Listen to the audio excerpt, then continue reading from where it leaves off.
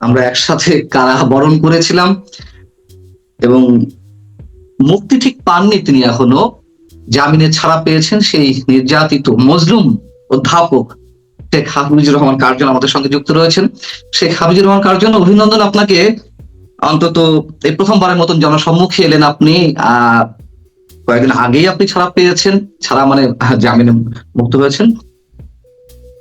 প্রথমেই আপনার কাছে আপনার অনুভূতিটা জানতে চাইছি, এবং অসংখ্য অসংখ্য মানুষ আপনার জন্য প্রার্থনা করেছিলেন, আপনার মুক্তির দাবি করেছিলেন, এবং যেগুলো বলতে গেলে আমি নিজেও আবেগ আপ্লুত হয়ে পড়ি। আপনি আমার চেয়েও আরো বেশ বেশ কয়েকদিন কারাগারে থেকেছেন। মুক্তির পর, মানে মুক্তি ঠিক নয়, ছাড়া পাওয়ার পর আপনার অনুভূতি প্রথমে জানতে চাইছি। না, প্রথমত আপনাকে ধন্যবাদ যে যারা আমার জন্য দোয়া করেছেন, সমর্থন করেছেন, যারা আমাদের ঘটনায় উৎসাহিত হয়েছেন, সবাইকে আমি এবং আমাদের তরফ থেকে কৃতজ্ঞতা জানাই। এবং মানে বিষয়টা হচ্ছে যে আমি তো লয়ের অধ্যাপক, আমি আইনের অধ্যাপক, আমি ক্রিমিনোলজি পড়াই, ক্রিমিনাল ল পড়াই। যার ফলে পুলিশ, গ্রেপ্তার, আইন, আদালত, জেলখানা, এইটা নিয়ে আমি পড়াশোনা করি, গবেষণা করি। এটা আমার অজানা কোনো বিষয় না। সুতরাং আমার কষ্টের জায়গাটা হচ্ছে যে আমি যদি কোনো অপরাধ করে থাকি, হ্যাঁ, যদি কোনো অভিযোগ আসে, সেটা যদি গ্রেপ্তারের মতো কোনো ঘটনা হয়, তাহলে পরে আপনি ন্যায্য কারণে গ্রেপ্তার করেন। কিন্তু আমরা আসলে 28শে আগস্ট আপনার আপনার রিপোর্টার্স ইউনিটির মিলনায়তন যে আমরা গিয়েছিলাম, আমরা কিন্তু গিয়েছিলাম একটা আলোচনার জন্য, এবং সেই আলোচনার বিষয় ছিল বাংলাদেশের যুদ্ধ ও সংবিধান। আপনি একটা দেশ হলো, মুক্তিযুদ্ধের মধ্য দিয়ে একটা দেশ হলো, সেই দেশের আপনার 30 লক্ষ শহীদ, 5 লক্ষ মা বোনের যে আত্মত্যাগ, তা অসংখ্য মানুষ অসংখ্যভাবে কাজ করেছেন দেশে বিদেশে, কেউ কূটনৈতিক কাজে, কেউ বাংলাদেশের জন্য সমর্থন আদায় করার জন্য। মানে মুক্তিযুদ্ধ মানে একটা বিশাল মহাকাব্য। হ্যাঁ, এইটার মানে অনেক ইতিহাস এখনো আমরা লিপিবদ্ধ করতে পারি। এবং এখন ধরেন যে 30 লক্ষ শহীদ আমরা বলি, 30 লক্ষ বেশিও হতে পারে, কমও হতে পারে। হ্যাঁ, এবং এইটা নিয়ে যে একটা বিতর্ক, এটা খুবই অনাকাঙ্ক্ষিত। আমার প্রশ্ন হচ্ছে এই বিতর্কের জায়গা থেকেই, এবং 71কে যেভাবে মানে কি বলা যায়, ছোট করা হচ্ছে, 24-এর উপরে 24কে উপরে স্থান দেওয়ার চেষ্টা করা হচ্ছিল, এবং একটা ভয়ঙ্কর সময়েই আমরা সেই আলোচনাতে অংশ নিয়েছিলাম। আপনি আমন্ত্রিত হয়ে গিয়েছিলেন একজন অধ্যাপক হিসেবে, একজন সাংবাদিক হিসেবে আমিও আমন্ত্রিত হয়ে গিয়েছিলাম, সেখানে আরো অনেকে ছিলেন, এবং আমাদেরকে আটক করা হলো। পুলিশকে আমরাই ডাকলাম, আমাদের ডাকে এলো, উল্টো আমাদেরকে অ্যারেস্ট করা হলো, এবং এর সঙ্গে অবশ্যই অনেক মুক্তিযোদ্ধাকেও আটক করা হলো। সেই আইনের ব্যাখ্যা আপনি দিচ্ছিলেন, সেই জায়গাটা যদি বলতেন যে এইভাবে নিরপরাধ হওয়া সত্ত্বেও মাসের পর মাস কারাবরণ করতে হলো। আপনি বলছেন ন্যায্যতার জায়গা থেকে যদি আটক রাখে তাতে কোনো সমস্যা নেই, আটকও রাখুক, কিন্তু সে আটক করেও তো একটা সীমা আছে, তাই না? জামিন পাওয়ার তো আমাদের অন্যতম আইনগত অধিকার, জামিনটাও তো সহজে মিলল না, আমাদেরকে 3 মাস, 3.5 মাস, 4 মাস পর বেরোতে হলো। এই জায়গাটা কি বলবেন, রাষ্ট্র কোন দিকে নিয়ে যাচ্ছে? না, আমি আসলে আমাদের যে ঘটনাটা হয়েছে সেটা মানে আমাদের ঘটনার নানা রকম দিক ছিল, নানা রকম মাত্রা ছিল, যার প্রেক্ষিতে দেশে বিদেশে এটা মানুষের অ্যাটেনশন ড্র করেছে, এবং মানুষ এতে, সরকার ভীষণভাবে তার ভাবমূর্তি ক্ষুণ্ণ হয়েছে। এবং সবচেয়ে আমি আমাদের ঘটনার যেভাবে বিশ্লেষণ করি, প্রথমত হচ্ছে যে আপনি বাংলাদেশের এই 55 বছরের ইতিহাসে আপনি এই ধরনের ঘটনা পাবেন না। কারণ প্রেস ক্লাব কিংবা রিপোর্টার্স ইউনিটি, সাংবাদিকদের কোনো একটা জায়গাতে যদি কোনো আলোচনা হয়, যদি কোনো প্রেস কনফারেন্স হয়, তাহলে পরে কিন্তু সেখানে কেউ কোনো ঝামেলা করে না। এবং সেইটা নিয়ে আমরা আলোচনা করতে গিয়েছি, সেখানে আমাদের উপরে মানে নজিরবিহীন মব করা। হ্যাঁ, কারণ আমরা ছিলাম সাংবাদিক, ছিলাম অধ্যাপক, ছিলাম আপনার সাবেক সচিব ছিলেন, সাবেক এডিশনাল অ্যাটর্নি জেনারেল ছিলেন, তারপরে সৌরভ ভাই ছিলেন, তারপরে দর্শক ছিলেন। এইটা মানে কমপ্লিটলি একটা সিভিল সোসাইটি ডিসকাশন। অধিকাংশ মুক্তিযোদ্ধা ছিলেন। হ্যাঁ, মুক্তিযোদ্ধা ছিলেন। তো সেখানে মব করা হলো, মব করার পরে আপনি এবং রিপোর্টার্স ইউনিটির যারা ছিলেন তারা পুলিশকে ফোন করলেন, এবং পুলিশ এসে আমরা দেখলাম যে পুলিশের সামনে আমাদেরকে কলার ধরছে, কাউকে কাউকে পদপিষ্ট করছে, তারপর ব্যানার ছিঁড়ে ফেলছে। লতিফ সিদ্দিকীকে আপনার কেন্দ্র করে যেভাবে তার বাবা মা তুলে গালাগাল দেওয়া হলো, তাকে অপমান করা হলো, এবং যেভাবে আপনার মারধর করা হলো, কয়েকজন আহত হলো, আবার কয়েকজনকে তারা কিন্তু হত্যার চেষ্টাও করেছে। হ্যাঁ, হ্যাঁ, এরকম রক্তাক্ত করা হয়েছে, মাথা পরিস্থিতিতে, ফাটিয়ে দিয়েছে, হ্যাঁ, মাথা তো ফাটিয়ে দেওয়া আপনার হয়েছে, রক্তাক্ত করা হয়েছে। জি। মানে একটা রাষ্ট্রের ভেতরে, আমি সভ্য রাষ্ট্র না বলি, একটা রাষ্ট্র যদি হয় তার আপনি যে সরকার, তার আইন কানুন, পুলিশ, সেটা থাকে হচ্ছে সাধারণ নিরপরাধ যে মানুষ তাদেরকে সুরক্ষা দেওয়ার জন্য। কিন্তু আমরা দেখলাম যে আমাদের উপরে আক্রমণ হয়েছে, যে যারা আক্রমণ করেছে সেই আপনার মানে আপনার অস্ত্র শস্ত্র নিয়ে, তারপরে আপনার আহ সন্ত্রাসী নিয়ে, তাদেরকে গ্রেপ্তার করার পরিবর্তে আমাদেরকে উল্টো পুলিশ আমাদেরকে ডিবি অফিসে নিয়ে গেল।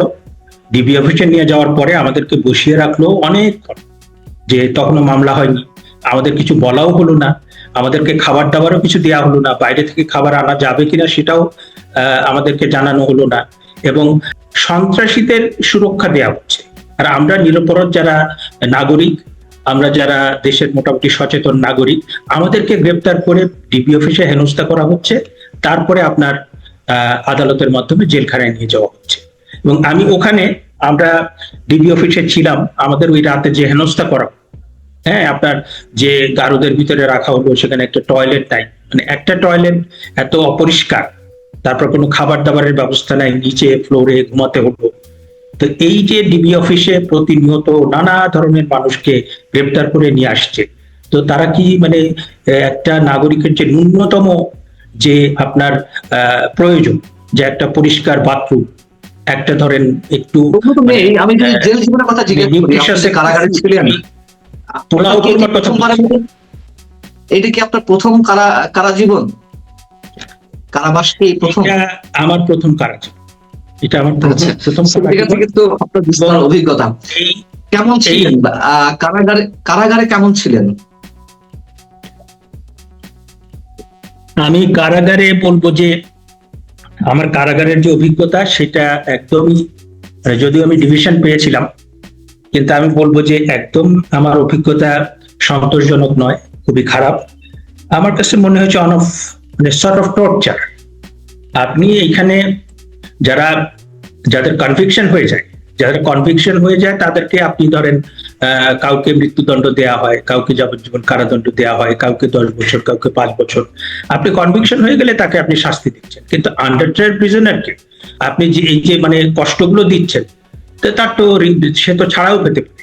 আর আমরা যারা গ্রেপ্তার হয়েছিলাম, আমাদের তো দৃশ্য তো মানে একটা মিথ্যা মামলায় আমাদেরকে গ্রেপ্তার করা হয়েছে, কারণ আমরা মানে আমাদের ঘটনাটা ছিল প্রকাশ্য দিবালোকে, এবং ওইখানে ডজন ডজন ক্যামেরা ছিল। ক্যামেরাতে আপনার প্রত্যেকটা, আমরা কখন অনুষ্ঠান শুরু করেছি, কখন কে বক্তৃতা দিয়েছে, কিভাবে মব হয়েছে, মব ওই সবকিছু কিন্তু আপনার একটা কনক্লুসিভ এভিডেন্স, মানে ওই আপনার ভিডিও ধারণ করা আছে। এবং সেটা কিন্তু আপনি ধরেন যে রাতের আধারে একটা অপরাধ হলো, হত্যাকাণ্ড হলো, কে হত্যা করেছে সেটা বের করার জন্য তদন্ত করতে হয়। কিন্তু আমাদের ঘটনা এটা তদন্ত করার জন্য তো আপনার মানে এটা বের করার জন্য তো তদন্ত করার দরকার নেই, কারণ কারা করেছে তাদের মুখ বাঁধাও ছিল না, তারা কিন্তু খোলা মুখে প্রকাশ্য দিবালোকে হ্যান্ডমাইক। মামলার নথিতে উল্লেখ করা হলো যে আমরা সরকার বিরোধী ষড়যন্ত্রে লিপ্ত ছিলাম, আলোচনা করছিলাম এই সরকার কিভাবে উৎখাত করা যায়। এবং যখন শুনানি হলো অ্যাপিলেট ডিভিশনে, হাইকোর্টও না, অ্যাপিলেট ডিভিশনে, অন্তত আমার ক্ষেত্রে এটা হয়েছে, সম্ভবত আপনার ক্ষেত্রেও এই মানে এই আর্গুমেন্টে রাষ্ট্র গিয়েছে যে আমরা সশস্ত্র বিপ্লবের পরিকল্পনা করছিলাম। আপনার কাছে যে অস্ত্র ছিল সেগুলো কোথায়? হাফিজুর রহমান কার্জন, হাফিজুর রহমান কার্জন, মানে আমরা নাকি সশস্ত্র বিপ্লবে, আপনার অস্ত্রগুলো কোথায়? আমি ব্যক্তিগতভাবে আপনার মহাত্মা গান্ধীর যে অহিংস আন্দোলন, বঙ্গবন্ধুর যে অসহযোগ আন্দোলন, আমি আন্দোলনের ক্ষেত্রে এগুলোতে বিশ্বাস করি। আমি বিপ্লবীও না, আমি আপনার সশস্ত্র যে সমস্ত সহিংস কার্যকলাপ সেগুলোকে সমর্থনও করি না। আমি শান্তিপ্রিয় মানুষ, আমি যেটা পছন্দ করি শান্তিপ্রিয় আন্দোলন। আপনার যদি কোনো অন্যায়ের প্রতিবাদ করতে হয়, আপনি মানববন্ধন করেন, আপনি আলোচনা করেন, আপনি আপনার প্রতিবাদটা জানান, কিন্তু কোনো সহিংসতা, কোনো ভাঙচুর না। আর যদি আপনি মানে যুদ্ধ করতে আমি হয়, আমি বলছি আমি বলছি রাষ্ট্রপক্ষ থেকে এই আর্গুমেন্টে যাওয়া হয়েছিল আর কি। হ্যাঁ, আমরা প্রকাশ্য দিবালোকে রিপোর্টার্স ইউনিটের মতন একটা আলোচনা সভাতে ছিলাম মুক্তিযুদ্ধ নিয়ে, সংবিধান নিয়ে। সেখানে মামলা নথিতে উল্লেখ করা হলো এবং রাষ্ট্রপক্ষের অ্যাটর্নি জেনারেল তিনি তার বক্তব্য উপস্থাপন করছেন যে আমরা সরকার উৎখাতের ষড়যন্ত্রে সশস্ত্র বিপ্লবে অংশ নিচ্ছিলাম। মানে মিথ্যা বলার তো একটা লিমিট থাকে, আমি সেটাই আপনার দৃষ্টি আকর্ষণ করছিলাম। আইনের ভাষায় এটি কি বলবেন? মানে আমি জানি না, যখন রাষ্ট্রপক্ষ এই ধরনের ন্যারেটিভ ক্রিয়েট করে এবং মিথ্যার জায়গা থেকে, চরম মিথ্যাবাদিতার জায়গা থেকে, তখন এইগুলোকে পাল্টা আইনি ব্যাখ্যায় কি বলা যেতে পারে? এরকম কোনো তত্ত্ব কি আছে আপনার কাছে? না, আমি যেটা মানে অত্যন্ত দুর্ভাগ্যের সঙ্গে যেটা লক্ষ্য করি, সেটা হচ্ছে যে ব্রিটিশ আমল থেকে আপনার এই আহ, বিরোধী দল এবং রাজনৈতিকভাবে যারা ভিন্ন মত পোষণ করেন, সরকারের সমালোচনা করেন, সরকারের অন্যায়ের আহ, জন্য প্রতিবাদ করেন, তাদেরকে এইভাবে হেনস্থা করা হয় এবং তাদের নামে নানা রকম মামলা দেওয়া হয়। এটা ব্রিটিশ আমলে হয়েছে, বাংলাদেশের সব আমলে হয়েছে এবং গত আমলেও হয়েছে। এবং এইটা থেকে কিন্তু আমরা বেরিয়ে আসতে চেয়েছিলাম। আমরা মনে করেছিলাম যে 5ই আগস্টের পরে যে আপনার ছাত্র জনতার অভ্যুত্থানটা হয়েছে, তাতে করে মানবাধিকার সুরক্ষিত হবে। মানুষের যে আগে যে সমস্ত আমরা কথা শুনতাম, যে ক্রস ফায়ারের কথা, তারপরে আপনার মিথ্যা মামলার কথা, তা আমরা তো দেখলাম যে আসলে ইউনূস সাহেবের সময় আইন শৃঙ্খলা বিচার এটার কোনো বালাই নাই, বরং আপনার মব ভায়োলেন্স শুরু হয়েছে। এখন মব করে আপনাকে কখন পদত্যাগ করাবে, মব করে কখন আপনার বাড়িঘর জ্বালিয়ে দেবে, মব করে কখন আপনার কারখানা জ্বালিয়ে দেবে, মব করে আপনাকে কখন পিটিয়ে মেরে ফেলবে, মব করে আপনাকে মানে কারো কোথাও কোনো নিরাপত্তা নেই। এবং এই ইউনূস সরকার, আমার কাছে মনে হয় যে তারা ইউনূস সরকারের ক্ষমতা, বাংলাদেশের বিচার, বাংলাদেশের আইন, বাংলাদেশের যে নৈতিকতা সবকিছুকে অপহরণ করেছে। এখন তাদের একদিকে তারা ক্ষমতায় বসে নিষ্ক্রিয়, পুলিশ কাজ করছে না, সেনাবাহিনী ম্যাজিস্ট্রেসি ক্ষমতা নিয়ে তারা প্রায় নিষ্ক্রিয়। ওদিকে যারা মব মানে মুক্তিযুদ্ধ বিরোধী শক্তি, তারা বিভিন্ন জায়গায় মব করে প্রত্যেকটা জায়গাতে একটা থমথমে অবস্থা বিরাজ করছে। আপনি বিশ্ববিদ্যালয়ে যান, শিক্ষকদের কিভাবে ধরে আপনার হেনস্থা করছে। আপনি সচিবালয়ে যান, তারা কাজ করতে পারছে না। তারা একটা হচ্ছে আতঙ্ক যে কাউকে গ্রেপ্তার করে নিয়ে যাবে কিনা, মানে এখন হয়তোবা সেটা যাচ্ছে না, প্রথম থেকে যেটা গিয়েছিল। আবার আপনি সেনাবাহিনীর মধ্যে যান, সেখানেও কিন্তু একটা মানে আপনি তাদের যাদের বিচার করা হচ্ছে, সেই বিচারটা কিন্তু মানে কি বলবো, যে তাদের বিচারটা আইসিটিতে হবে কি, এই জিনিসটা কিন্তু খুব বড় একটা প্রশ্ন। যে সামরিক কর্মকর্তাদের বিরুদ্ধে যদি কোনো অভিযোগ থাকে, সেটা অবশ্যই বিচার হবে। আমি বলছি না যে সামরিক কর্মকর্তা, পুলিশ কর্মকর্তা, সচিব, বিশ্ববিদ্যালয়ের শিক্ষক, কারো বিরুদ্ধে যদি কোনো অভিযোগ থাকে সেটা তদন্ত হবে, বিচার হবে। কিন্তু আমি দেখছি যে মানে আইসিটিতে যে বিচারটা হচ্ছে, পেনাল কোডের মামলার বিচার হচ্ছে আইসিটিতে। বাংলাদেশে 5ই আগস্টে কোনো যুদ্ধ হয়, বাংলাদেশে কোনো সিভিল ওয়ার হয়, তাহলে পরে আইসিটি ইন্টারন্যাশনাল ক্রাইমস তো হয়। ইন্টারন্যাশনাল ক্রাইমস না হলে ইন্টারন্যাশনাল ক্রাইমস ট্রাইব্যুনাল কি করে হয়? এখন আপনি সেটা বলতেও পারবেন না।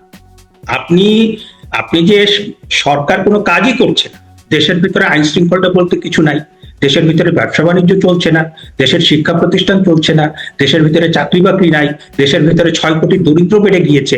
তো what hell this Yunus government is doing? তারা কি করছেটাকে? মানে না পারলে বাবা, তোমাদের একমাত্র কাজ ছিল নির্বাচন একটা করে একটা নির্বাচিত সরকারের ক্ষমতা দিয়ে চলে যাও। এখন তোমরা সেটাও ঠিক মতো করতে পারছো না। দেশের ভিতরে ব্যবসা বাণিজ্য, অর্থনীতি, আইন শৃঙ্খলা, শিক্ষা, আপনি জানেন যে সম্প্রতি আপনার ওই মিউজিক এবং শরীর চর্চা সেটাকে বাদ দিয়ে দিয়েছে।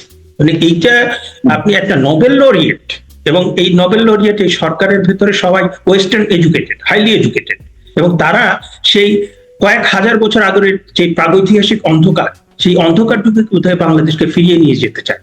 যে এখানে আপনার মিউজিক থাকবে না, এখানে শরীর চর্চা থাকবে না, এখানে সংস্কৃতি থাকবে না, এখানে তারা যা বলবে, হ্যাঁ, এটা এখানে তারা মুক্তিযুদ্ধকে বাদ দিয়ে দিবে, এখানে তারা বঙ্গবন্ধুকে বাদ দিয়ে দিবে, তারা গান বাদ দিয়ে দিবে, তারা সংস্কৃতি বাদ দিয়ে দিবে, তারা শিক্ষা হতে হবে তাদের মতো করে, পোশাক পরতে হবে তাদের মতো করে। এই যে প্রাগৈতিহাসিক অন্ধকার, যারা সেটা চায় তাদেরই তো সরকার, মানে I would like to say Yunus সাহেব তো আমি বলবো যে রাজাকার ইনকারনেট। হ্যাঁ, কারণ উনি রাজাকারদের অবতার।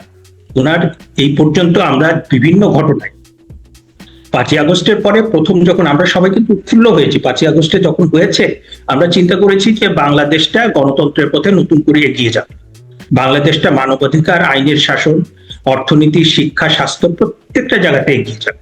কিন্তু আমরা কিছুদিন পরে দেখলাম যে আসলে মানে বাংলাদেশের মানুষের শিক্ষা, স্বাস্থ্য, তারপরে যোগাযোগ, এগুলো নিয়ে তাদের কোনো কনসার্ন নেই। তারা সেটেলড ইস্যু, 47 সাল ওইটা সেটেল হয়ে গিয়েছে, 1971 সাল সেটেল হয়ে গিয়েছে।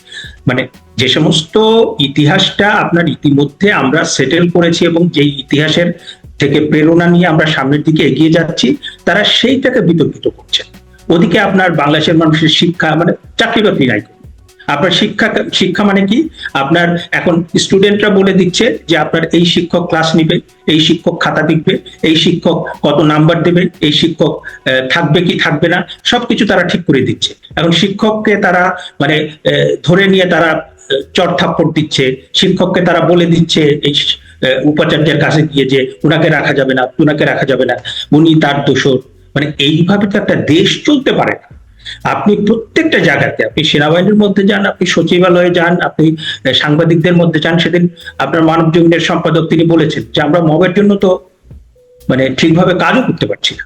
আপনি একটা সংবাদপত্র অফিসে গিয়ে আপনার সমন্বয়করা গিয়ে তারা 5 জন সাংবাদিককে আপনার বললো যে এখনই তাদের চাকরিচ্যুত করতে হবে। আপনার মানে যদি এটা এরকম হতো যে এটা একটা বিচ্ছিন্ন ঘটনা, আপনি প্রতিনিয়ত শত শত ঘটনা হচ্ছে, আপনি যে কোনো জায়গাতে মব করে একজন মানুষকে হত্যা করছেন, মব করে একটা বাড়ি জ্বালিয়ে দিচ্ছেন, মব করে 32 নম্বর মানে কয়বার জ্বালানো, মানে এইটা হোয়াট কাইন্ড অফ কাওয়ার্ডিশ অ্যাক্ট, মানে এটা কত বড় কাপুরুষিত কাজ। মুজিবুর রহমান, তো এই যে আপনার সরকার তাদের জন্য যেটা আমরা ইয়ে করেছি, এবং তারা নিজেরাও বলেছেন তাদের কাজটা হচ্ছে সংস্কার, বিচার এবং নির্বাচন।